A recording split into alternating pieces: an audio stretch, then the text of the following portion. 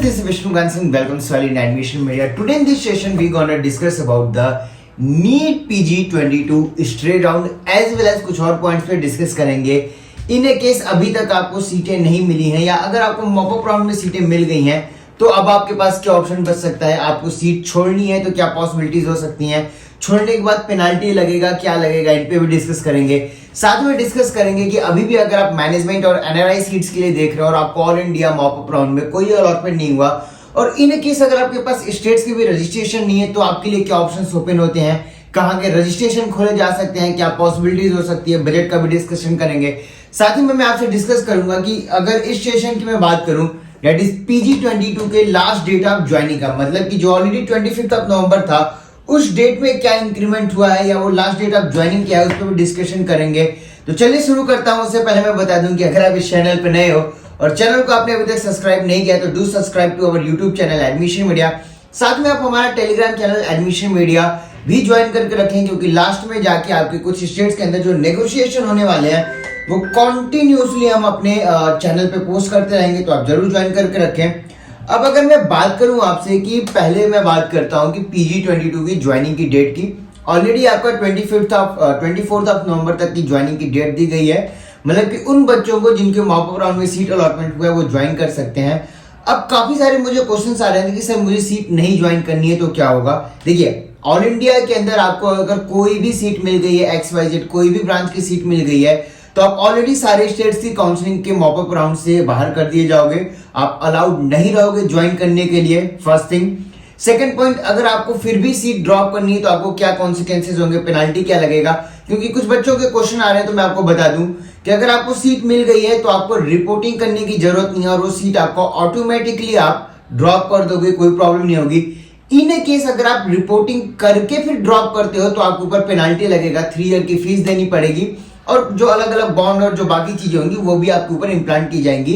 लेकिन अगर आपको मॉपअप राउंड में कोई सीट अलॉट हुई है और आपको नहीं चाहिए तो आप उसको सिंपली छोड़ सकते हो, रिपोर्टिंग के लिए ना जाओ और वो ऑटोमेटिकली सीट आपकी स्ट्रे राउंड में चली जाएगी.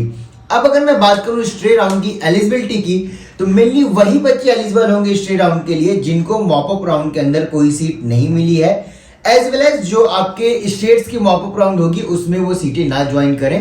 यही सारी बच्चे आपके deemed as well as all India के स्ट्रेट राउंड के लिए एलिजिबल होंगे. बात करूं चॉइस फिलिंग क्या ओपन होगा, बिल्कुल नहीं. ऑल इंडिया के लिए इवन स्टेट्स के मॉपअप के लिए भी जहां पे रजिस्ट्रेशन और चॉइस फिलिंग हो चुकी है चॉइस फिलिंग नहीं ओपन किया जाएगा. लेकिन रजिस्ट्रेशन की अगर मैं बात करूं आई मीन ऑल इंडिया में आपका registration as well choice filling नहीं ओपन किया जाएगा. जो आपने चॉइस फिलिंग की थी उसके अकॉर्डिंग आप स्ट्रेट राउंड के लिए जा सकते हो. डीम्ड यूनिवर्सिटीज के स्ट्रेट राउंड आपके पर्टिकुलर हर एक कॉलेज के अंदर उनका काउंसलिंग होगा. अगर आप डीम्ड काउंसलिंग में जाना चाहते हो, डीम्ड के स्ट्रेट राउंड में जाना चाहते हो तो आपको चूज करना पड़ेगा कि आपको कौन सी यूनिवर्सिटी में जाना है, कहां पे आपके मैक्सिमल चांसेस बनते हैं, कौन सी कॉलेज की फीस या बजट को आप मैच कर सकते हो, वहीं पे जाने के लिए आपको प्रॉफिट होगा. क्योंकि अगर आप सारे कॉलेजेस में विजिट करने जाते हो तो इंडिया के अंदर काफी सारी डीम्ड यूनिवर्सिटीज है और 2 से 3 दिन का प्रोसेस रहेगा तो उतना सफिशिएंट टाइम नहीं रहेगा कि आप सारे कॉलेजेस को मैचअप कर सको. इसके लिए आप हमारी पेड काउंसलिंग गाइडेंस के लिए आ सकते हो. हमारी प्रीमियम सर्विसेज अभी भी ओपन है जिसके आप रजिस्ट्रेशन कर सकते हो और उसमें हम आपको गाइड कर सकते हैं कि आपको कहां जाना चाहिए, क्या ब्रांचेस हो सकते हैं, क्या बजट हो सकता है. लेकिन अब अगर मैं बात करूं स्टेट काउंसलिंग की तो ऑलरेडी काफी सारी स्टेट्स की काउंसलिंग कंप्लीट की जा चुकी है, रजिस्ट्रेशन कंप्लीट किया जा चुका है, उनके राउंड स्टार्ट होने वाले हैं. लेकिन स्टिल बहुत सारे ऐसे स्टेट्स हैं, अप्रोक्सीमेटली 6 to 7 ऐसे स्टेट्स होने वाले हैं जिनके रजिस्ट्रेशन अगेन ओपन किए जाएंगे. कुछ स्टेट्स जैसे आपके ऑलरेडी ओपन कर रहे हैं, राजस्थान का नोटिफिकेशन आया है, बाकी कुछ और स्टेट्स भी ओपन करने वाले हैं. लेकिन 6 to 7 ऐसे स्टेट्स रहेंगे जहां पे रजिस्ट्रेशन अभी भी आप कर सकते हो. इन केस अगर अभी तक आपने कहीं का रजिस्ट्रेशन नहीं किया था और आप ऑल इंडिया के भरोसे ही बैठे थे तो इन स्टेट्स का रजिस्ट्रेशन करना जरूरी है और उससे भी बड़ा जरूरी है आपके लिए आपका बजट होना. क्योंकि एट दिस मोमेंट आपको अगर लोअर बजट में कहीं कोई ऑफर कर रहा है, कोई एजेंट कॉल करके बोल रहा है, XYZ कोई भी कॉल करके बोल रहा है तो बिलीव मी सीट इंडिया के अंदर नहीं अवेलेबल है. जो भी सीटेड है वो बहुत लिमिटेड है. आप किसी भी स्टेट की मॉपअप राउंड के लिए जो उनकी सीट मैट्रिक्स आ रखी है उसको आप उठा के देख सकते हो, आपको क्लियरली आइडिया लग जाएगा. कहीं पे 2 ऑर्थो है, कहीं पे 1 ऑर्थो है, कहीं पे 1 मेडिसिन है, कहीं पे 2 डर्मा की सीट है. मतलब क्लिनिकल और higher clinical as well as mid clinical की सीटें तो बिल्कुल भी नहीं प्रेजेंट है. यूपी का भी चॉइस फिलिंग आप स्टार्ट होने वाला है, आपको सीट मैट्रिक्स आ जाएगी, आपको आइडिया लग जाएगा कि यूपी के मॉपअप में भी कोई बहुत बड़ा पॉजिटिव शिफ्ट की उम्मीद नहीं थी। जो शिफ्ट होना था वो राउंड 2 में ऑलरेडी हो रखा था। जैसा कि हमने आपको ऑल इंडिया में भी बोला था, लोग कॉन्टिन्यूसली बोल रहे थे, लोगों ने वेबसाइट्स बाई किए थे, सब्सक्रिप्शन लिए थे, 2-2 हजार, 1,500, 500 में भी सब्सक्रिप्शन बिक रहा था। एग्जैक्टली अगर मैं बात करूं कि हुआ क्या उन लोगों का, तो मैं आपको बता दूं, एटलीस्ट मेरे पास ऐसे 50 to 60 कॉल्स आ रखे हैं, उनके मैसेजेस भी हैं। अगर आपको लगता है तो आप ऑफिस विजिट करते हो तो मैं आपको दिखा भी सकता हूं। उनकी राउंड 2 में सीटें उन्हें मिली थी, लेकिन उन्होंने वेबसाइट्स के चक्कर में ये मतलब एक अलग सी ग्रिड थी कि अभी मुझको अपग्रेड होकर मॉपअप में अच्छी सीटें मिलेंगी, और ये कंडीशन हुआ कि राउंड 2 में उन्हें या मॉपअप राउंड में सीट भी नहीं मिली, जो राउंड 2 में सीट अलॉट हुई थी वो भी नहीं मिली। ड्रॉप के लिए अभी जाना पड़ रहा है क्योंकि कहीं स्टेट का रजिस्ट्रेशन नहीं कर रखा है, किया है तो प्राइवेट का रजिस्ट्रेशन नहीं है। ऐसे काफी सारे केसेस हो रखे हैं। तो यहाँ पे एक जो सबसे बड़ा इस एकेडमिक सेशन में लॉस हुआ है, या जो डॉक्टर्स का लॉस हुआ है, अगर मैं उसकी बात करूं तो ये जो नई वेबसाइट्स बनाई गई थी, लोगों ने जो प्रिडिक्शंस कर रखा था कि ये पॉजिटिव शिफ्ट होगा, XYZ चीजें की गई थी, believe me max to max predictions fail हुए हैं इस बार सेशन की। ऐसा मैं नहीं बोल रहा हूं कि हमारे प्रिडिक्शंस फेल नहीं हुए हैं, यस आई एग्री कि हमारे प्रेडिक्शंस भी फेल हुए हैं, लेकिन जब भी फेल हुआ है, एक नया रूल लागू किया गया है या एक नया गवर्नमेंट की पॉलिसी चेंज की गई है, तभी हमारे प्रेडिक्शंस फेल हुए हैं। रिवाइज कट ऑफ की अगर मैं बात कर लूं तो रिवाइज कट ऑफ हमारे अकॉर्डिंग कुछ और था, एक्चुअल रिवाइज कट ऑफ जब पब्लिश किया गया तो वो कुछ और था, क्योंकि यहाँ पे पॉलिसी चेंज हुई। आप बोलोगे पॉलिसी कैसे चेंज हुई? हमेशा जब रिवाइज कट ऑफ आता है, राउंड 2 की सीट मैट्रिक्स जब कंप्लीट हो जाती है, मॉपअप के लिए जो सीट मैट्रिक्स आती है उसके बिहाफ पे आपका रिवाइज कट ऑफ आता है। लेकिन इस बार में आपका राउंड 2 की काउंसलिंग कंप्लीट हुई थी, स्टेट्स के राउंड 2 चल ही रहे थे, उसी टाइम पे रिवाइज कट ऑफ पब्लिश कर दिया गया। तो यहाँ पे पॉलिसी चेंज की गई है, यहाँ पे आपके सीट मैट्रिक्स से कोई लेना देना नहीं था, पॉलिसी की चीजें हैं, इस वजह से यहाँ पे हम फेल हुए। अदरवाइज आप कोई भी पॉइंट उठा के देख लो, लोगों ने हमें ट्रोल भी किया था कि आप वो खुद सॉरी बोल के चले गए कि हम XYZ, उन पे मैं डिस्कस नहीं करूंगा। लोगों ने बोला कि रिजल्ट आ जाएगा, नहीं आया। जी हाँ, हमने बोला था रिजल्ट आ जाएगा, नहीं आया। रीजन की पॉलिसी अगेन यहाँ पे चेंज हुई। आज तक कभी भी स्टेट्स और ऑल इंडिया ने अपनी जो ज्वाइंट कैंडिडेट्स की लिस्ट थी उसको कभी शेयर नहीं किया गया था। ये पहली बार ऐसा काउंसलिंग हुआ कि लिस्ट को शेयर किया गया all India as well as states के बीच में। इस वजह से एक दिन का डिले आया, और अगेन नून में हमने आपको बोला था कि आज आपका रिजल्ट पब्लिश कर दिया जाएगा, और एग्जैक्टली वही हुआ। ओवरऑल मैं ये नहीं बोल रहा हूं कि हम जो भी प्रेडिक्शंस करते हैं वो करेक्ट हो जाते हैं, लेकिन हाँ, हम जो भी प्रेडिक्शन करते हैं अप टू 85 to 90% वो करेक्ट होते हैं।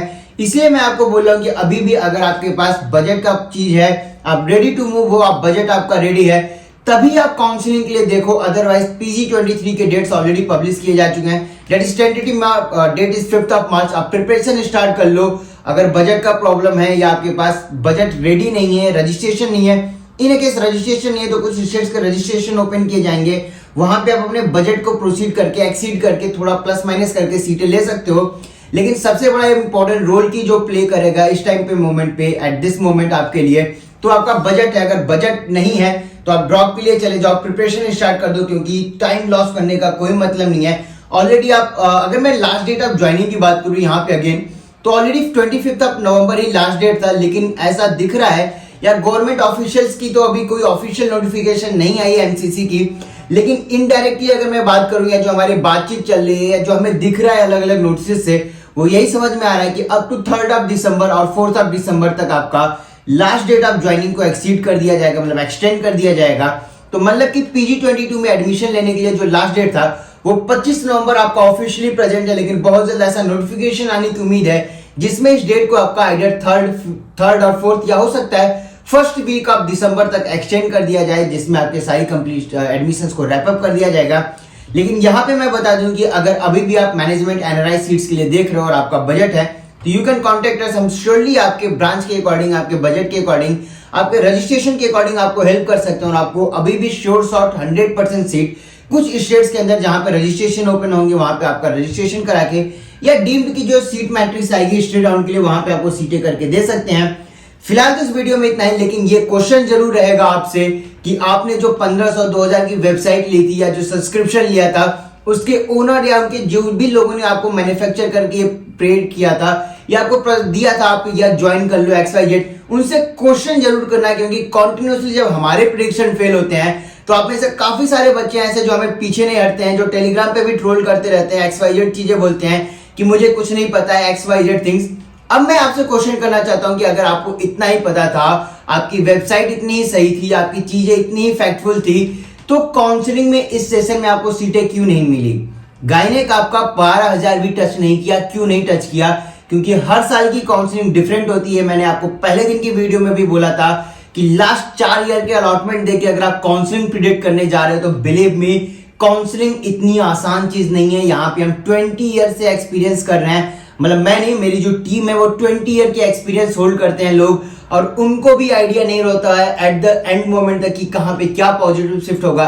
एक अनुमान या एक अप्रोक्सीमेट तक हम पहुंच पाते हैं, और ये लोगों ने वेबसाइट्स बना के 4 साल के अलॉटमेंट देख के, 5 साल की चीजें देख के आपको श्योर शॉर्ट चीजें देख रहे हैं। तो आपको यहाँ पे डिसीजन लेना होगा कि आपको अगले सेशन में, क्योंकि ये चीजें आपको नेक्स्ट सेशन में भी रिपीट की जाएंगी, वहां पे आपको डिसीजन लेना होगा कि आपको किसके साथ प्रोसीड करना होगा, किसके साथ आपको जाना पड़ेगा। मैं बिल्कुल भी नहीं बोलूंगा कि आप एडमिशन मीडिया के साथ ही मूव करो, बाकी काउंसलर्स भी, आप उनके भी पेड काउंसलिंग ले सकते हो, लेकिन आपको कंपेयर करना पड़ेगा चीजों को कि एग्जैक्टली किसके शॉर्ट चीजें रही हैं, किसके प्रेडिक्शंस फेल हुए हैं और किसके कितने लेवल तक फेल हुए हैं, या कौन से लोगों ने आपको क्या बोला था, और एट द एंड मोमेंट जब आपको जरूरत है उनकी तो वो आपके कॉल्स भी नहीं रिसीव कर रहे हैं, XYZ रीजंस दिए जा रहे हैं। जो वेबसाइट्स बनाई गई थी उस पे लास्ट ईयर के अलॉटमेंट के अकॉर्डिंग चीजें दिखाई गई थी, उनके जो ओनर तो नहीं बोलूंगा, जो उनको बनाया था या जो चीजें थी वो भी लोग गायब है आज मार्केट में, या इस पूरे फील्ड से गायब है, कोई रीचेबल नहीं आ रहा है, किसी को आंसर नहीं मिल पा रहा है। तो यहाँ पे आपको डिसीजन लेना पड़ेगा कि आपको कैसे मूव ऑन करना है। फिलहाल तो इस वीडियो में इतना ही, लेकिन अगले सेशन के लिए आपको all the very very best. आप अपनी प्रिपरेशन पे फोकस करो। बहुत जल्द मैं आपको लिए वीडियोस भी लेके आता रहूंगा कि आपको प्रिपरेशन में कैसे हेल्प हो सकती है, या आपके जो लास्ट ईयर हमने सेमिनार भी किया था कि अगर आपके स्कोर कम है तो आप उसको क्या इंक्रीज कर सकते हो, कैसे बूस्टअप कर सकते हो, इन चीजों पे भी डिस्कशन करेंगे। फिलहाल तो ये हमारा रैपअप है, लेकिन अभी भी CPS की काउंसलिंग होने जा रही है। CPS क्या होता है, चीजें कैसे होती हैं, ये आपको हमारे यूट्यूब चैनल एडमिशन मीडिया पे भी मिल जाएगा। उसका प्लेलिस्ट मैं आपको शेयर कर दूंगा, साथ में नए वीडियोस में भी आपको देता रहूंगा। लेकिन फिलहाल तो PG22 के लिए हमारा लास्ट वीडियो रहेगा। हो सकता है एक और वीडियो हम आपको लेके आए जिसमें आपके कट ऑफ और बाकी चीजें, या स्ट्रेट राउंड में क्या होने वाला है, क्या नेगोशिएशन होने वाला है, इन चीजों के लिए आप हमारे टेलीग्राम चैनल को ज्वाइन करके रखो। साथ में अगर आप CPS के लिए एडमिशन देख रहे हो या CPS क्या होता है, इसके लिए भी मैं बहुत जल्द आपको वीडियो दे दूंगा, जो आपको विद इन 2 to 3 डेज आपको मिल जाएंगी। लेकिन इस वीडियो में इतना ही। मैनेजमेंट और एनालाइज सीट्स के लिए do contact us. Next year आपसे मिलते हैं एक अलग चीजों के साथ, एक नई एनर्जी के साथ। तब तक के लिए be all the very very best. Happy रहो। आपको सीटें मिली नहीं मिली, just part of the game. आपको इसको भूल के प्रिपरेशन पे फोकस करना पड़ेगा, क्योंकि PG23 is the last moment, या बोल सकते हो आप ये लास्ट कंडीशन रहेगा जब आपका नीट PG होने वाला है। इसके बाद नेक्स्ट होगा, ये 100% श्योर शॉट है। ये भी हमने अपने वीडियोस में बोल रखे थे कि 23 या 24 ऐसा सेशन होगा जहां पे नीट PG और नेक्स्ट दोनों एक साथ हो, और ऑलरेडी आप वीडियोस तो नहीं, अलग अलग पेज न्यूज़पेपर के आर्टिकल्स आप देख सकते हो, वहां पे भी चीजें आ रखी हैं कि 23 ऐसा सेशन होने वाला है जहां पे PG भी होगा और नेक्स्ट भी होगा, और उसके बाद हो सकता है केवल नेक्स्ट ही हो। PG को खत्म कर दिया जाए, कैसे प्रोसीडिंग होगी, क्या पैटर्न होगा, क्या नए चेंजेस आएंगे, उसको भी मैं आपको जवाब दूंगा, वीडियोस भी लेके आऊंगा। लेकिन अगर आपका इस रिलेटेड कोई क्वेश्चन है तो आई विल रिक्वेस्ट यू कि आप मुझे 1 महीने बाद कांटेक्ट करो, क्योंकि अभी हम ऑलरेडी PG के लास्ट मोमेंट पे PG चल रहे हैं। तो 2 वीक आप बात करते हो तो हम उस नेक्स्ट और बाकी चीजों पे डिस्कशन कर सकते हैं। फिलहाल के लिए आप मेरा नंबर सेव करके रख सकते हो 9545955519।